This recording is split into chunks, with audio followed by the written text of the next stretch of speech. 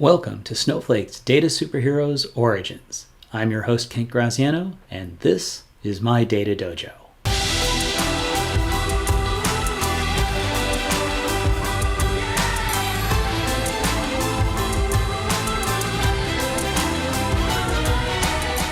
On this episode of Data Superheroes Origins, I have Snowflake superhero Chris Hastie. Welcome to the Data Dojo, Chris. Thank you, Ken. Great to have you here on the show. So let's just jump right in here. I got some questions for you. I've seen you've been really active in our community, and you've accumulated over 27,000 points since you joined, which is really awesome.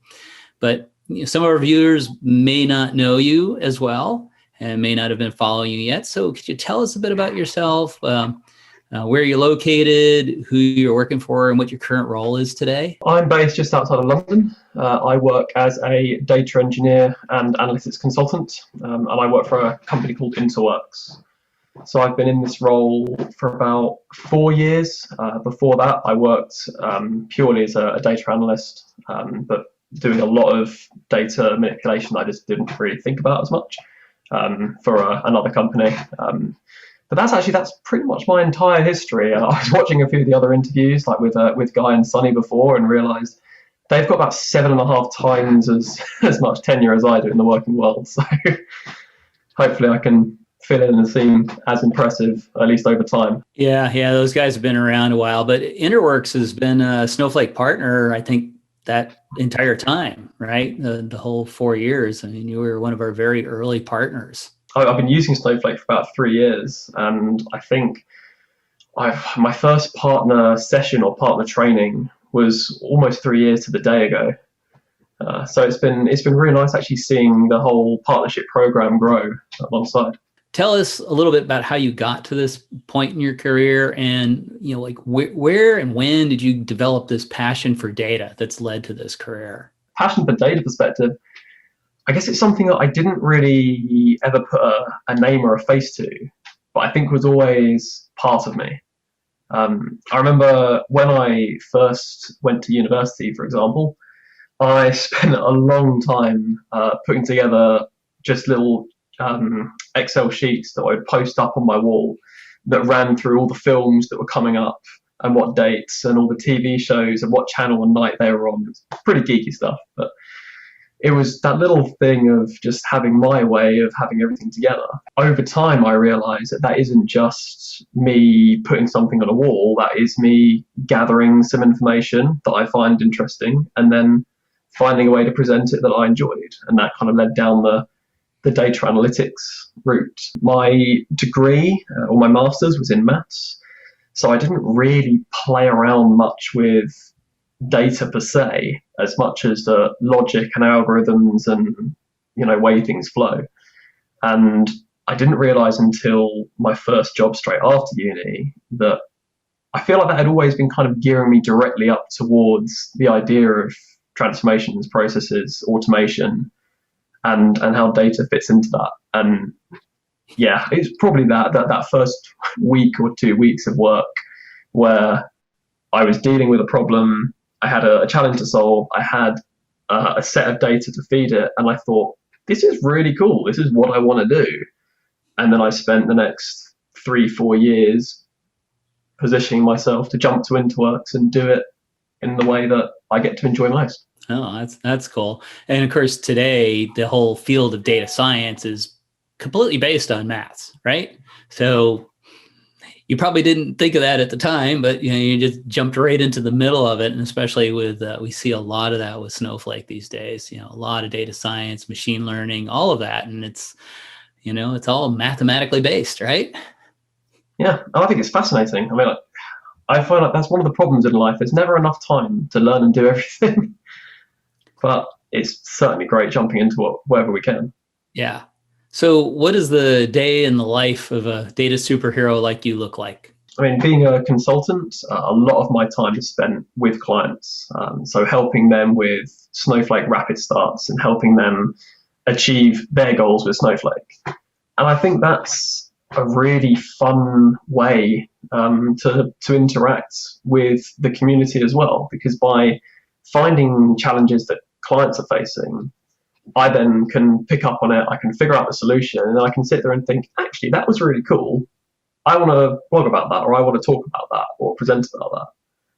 And that to me is where the superhero side of this comes in. I think just that joy of taking something I'm doing in my daily work and thinking, this is cool to share. Yeah, so that really leads to my next question: is, what does it really mean to you to be a data superhero? It's that ability or that opportunity to just share knowledge and learn from others as well, and just engage in that community. I didn't really think much about the superhero title, the name. It wasn't really. I think it's a relatively new, and I think it's a really exciting program. But at the time, all I was really thinking of doing was I wanted to write some blogs. I wanted to engage a little bit, and that was a great way to do it. And it all kind of just stemmed from that. So I guess for me, being a superhero is just wanting to share your knowledge instead of keep it to yourself. Yeah, and obviously with all the points you've accumulated, you've done quite a bit of contributing to our community since you got involved. So what's your, one contribution that you would say you're the most proud of so far? I mean, so most of my contributions are blogs. I'd say my favorite. I've written a blog about how to load data into Snowflake using Python to kind of line up a load of, I call it multi-threaded loading with Python. People are welcome to Google it. And that is, I think, the blog I most enjoyed writing, because it was a real situation on a client side that I looked at, developed a solution, used it, and then thought, this is really cool to share. And it's definitely been the one that the most people have contacted me about on LinkedIn or over Slack to ask about. Stepping away from the blog, I mean, to be honest, I think my absolute favorite and proudest one was the very first time I talked in front of a crowd about Snowflake, because I wasn't meant to be the one doing it. It was one of my colleagues that was lined up, and he unfortunately felt unwell. And I had an hour and a half notice to get across London, download his slideshow, and talk about it. And luckily, just because I was familiar with Snowflake, I could do that. But I was most proud of that because pretty much without any preparation, I was able to hop on, talk about this thing, and that actually was what gave me the spark, I guess, to want to talk about it more and to expose myself to that instead of just almost sitting in a room and just solving problems. It was my way to join the community. That episode right there is a perfect example of what it means to be a data superhero, and that you have the capability to be one that, in an hour and a half. And I've had a couple of those things happen too, where it's like, we need somebody to speak. And you like no time to prep, just get in there and do it. And the fact that you are willing to be able to do that, and you had the skill and the knowledge already to do it comfortably, because I know from experience, there's nothing worse than picking up somebody else's slide deck and then having to give a talk on it, right? And you get in there and there's no slide notes, there's nothing, there's some nice graphics and a good set of slide content, but you've got to know it and get in there and do a job for the people that were coming to learn. They're expecting to learn something, and you've got to step up and do it. So that's a great story. Well, thank you. I mean, I've got to say, I didn't anticipate. He had some animations near the end of the deck, and I did not expect those. So I was talking about something, clicked a button, and I think it was like a Bugs Bunny GIF just hopped onto the screen. and that. Yeah, that can be a surprise for sure with the animations. So, what's your all-time favorite Snowflake feature so far? That's a good question. There's definitely a lot. I'd say a lot to pick from.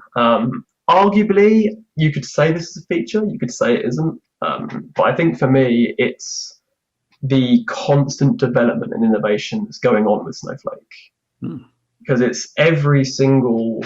Like whenever we have one of the summits or the conferences or just the quarterly release notes, there's always something new and something interesting. And there are a lot of other players in the space that just kind of have had this technology and they've sat on it for years. And now and then they do something big and everyone goes, wow. But Snowflake is constantly driving that. And I guess an example of that, the external functions, I thought was a fantastic addition. I'm super excited to see Python come more into the general Snowflake stack as a kind of an in-house or an inbuilt functionality. Yeah, if I can say that, then I'd say that's my favorite feature. Your favorite features, there keep being new features. Yeah, exactly. I like that. So with all the announcements we had at the Data Cloud Summit a couple months back, are there any of the new features that are coming out that you're looking forward to testing and trying out? Absolutely. I mean, I think the main ones I mentioned, having more of the capabilities and functionalities inside in terms of Python, etc. I think it's Snowpark, I think is the new name for it. I think that looks fascinating. I can't wait to play with that. And also the row-level security. I'm curious about this new row-level security option that seems to be available. I haven't had a chance to play with it yet. I want to, and I need a client to want it, or I just need some free time. It's hard to get that over Christmas, but I'm going to play with it, and it looks really interesting to see. What advice would you give to aspiring data superheroes? I think the main thing I would say is just dive in. I don't think, to me, being a superhero hasn't been any particular choice or thing I've done as much as wanting to join the community and wanting to engage with it. And I think becoming a superhero or aspiring to be a superhero just comes from that. The main thing I found with my blogs is actually most of the things I blogged about I didn't know about when I started writing the blog. And the process of writing that blog allowed me to think about it in different ways and allowed me to learn that thing, and then talking about it with other people is what then built up and improved that process. So I would just say get involved, join the community. That's probably the best way, I would say. Yeah, so go to the community website and sign up to be a data superhero and start getting accumulating your points, logging what you've been doing. Yeah, and the Slack channel, Snowflake Slack Workspace. I think it's a really great place to join and just chat to people and share some ideas. That's a great place to start, in my opinion. Yeah, that's good advice. So who do you follow in the broader data community for your inspiration, inside and outside of the Snowflake world? I spend most of my time working with my colleagues, and I've got some colleagues out there that I think are really helping drive this and are really, well, definitely teaching me a lot, but spreading further afield. There's one of the channels on Snowflake Slack community called Introductions or Introduce Yourself or something like that. I think that's a really nice thing I just scroll through now and then, because I can go through that and I can find someone, they'll say something that I think, oh, you do sound interesting. And then I'll hop over to their LinkedIn, I'll follow them a little bit there and see what else they've got. And I mean, kind of a little bit of almost back-end stalking in a way. But I think that's a really nice way to do it. If I had to name specific people, from an innovation perspective, I've been really impressed with a lot of the blogs coming out from Tristan Handy, the CEO of Fishtown Analytics, the creators and owners of DBT. Yeah. He's been posting some really interesting blogs, I've thought, over the last few months. So I've been very actively getting excited when his blogs pop up. A little bit further afield on the Tableau side, there's a series called Makeover Monday led by Eva Murray and Andy Cribble. And that's, I just think, a really good example of how to lead a community, as well as a great thing to get involved in. It's a really nice and almost constant weekly challenge or thing I can follow. So specific people, I'd say that they are some great drivers of it, and I'm really looking forward to reading I recently received another Snowflake book, and I'm definitely looking forward to reading that. So what's next for you in the data superhero journey? You got any more blog posts, user groups, other things planned coming up in the next couple of months? Absolutely. I mean, unfortunately, with the pandemic, I think a lot of our on-site speeches and tours have kind of been put on hold. We've shifted a few of them online, but I've kind of stepped a little bit away from that right now to focus a bit more on the blogs again. I have 4 or 5 blogs I can think of that are kind of a third to half written. But the problem is, to be completely honest, I have a bit of an issue where I sit there and I get most of the way, and then I don't know why, but I kind of go, oh, and this other thing that's really cool, and then I end up dropping 4 or 5 blogs in the span of a month. So that's probably what I'm going to end up doing. There'll be like a massive Chris update at some point in early summer or late autumn or late spring. But that's my current plan. So what's the best way for the community to follow you? I think LinkedIn is probably the easiest. If you go to LinkedIn, Chris Hastie, I think I'm the first one that pops up on Google. If you Google my name and InterWorks, there's a nice people page, and you can find my Twitter and my LinkedIn and that kind of thing. So you can reach me there as well. And it's got a great link to our blog. So do feel free to read the blog. Yeah, is your blog on the InterWorks site or Medium or somewhere else? Yeah, the blog is part of the InterWorks site. So if you Google my name and InterWorks, then through my name, you can access the blog. And I think a couple of my posts have also been reposted onto Snowflake's main community page as well. Okay, great. So why don't you tell us something about yourself that might surprise our viewers? I think the main one is I try to use data a lot in my daily life, but purely I think I may go a bit too over the top. I've got a process that I've put together that automatically pulls down all of the banking information that I have through all of my accounts, all my credit cards, puts it all into a set of dashboards, tells me what I'm spending, and then leads us some great, stakeholder engagement with my wife, discussing how we should be spending or not spending things.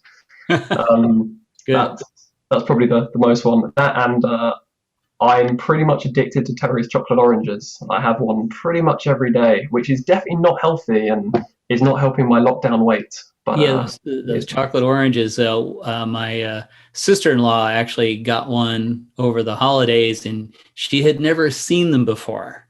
And it's like, those are great. Oh, they're amazing. Yeah, I fully recommend them. Yeah, they're quite addictive. Oh, one other thing I would say though, from watching a few of the others, I realised that there seems to be a bit of a trend or a theme going on about martial arts. I mean, for me, it's been quite some time, but actually, way back when I was 11, I was one belt away from being a black belt. But unfortunately, the association I was with didn't allow you to sit your black belt exam until you were 16. I actually have had that rule as well in the years of teaching. Is anyone under 16, we did allow them to test for a junior black belt, and then when they turned 16, then they would go through the fuller senior test at that point. And a lot of reasons for that. That was in Taekwondo. What was the art that you studied?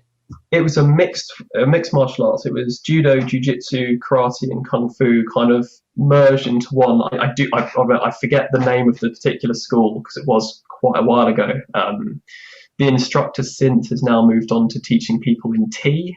So I've done a little bit of that as well, which I think was quite interesting. But I think I've forgotten almost all of it. So hopefully at some point I can retrain and be a good way to get fit again as well. Yeah, well, this is you're starting out the new year, and you're here in the Data Dojo, so maybe that'll inspire you to go back to that a little bit more. Yeah, best time, isn't it? Well, that's pretty much all the questions I had for you, Chris. Thanks so much for being here today, and hopefully we can see each other in real life again soon. I miss my trips to London. I do enjoy London. That's one of my favorite cities, and actually probably the one that I've spent the most time in my stint here at Snowflake was working with customers there in London. So hopefully we'll get to meet face to face there or at a Snowflake summit somewhere. Yeah, so if you do find yourself in London, let me know. I'll buy you a drink. It sounds great. All right. Thanks. I'll take you up on that. Well, thanks everyone for joining us today in the Snowflake Data Dojo. If you enjoyed this interview, please like it and share with your friends. This is Kent Graziano, the Data Warrior, signing off for now. We'll see you on the next episode of Data Superheroes Origins.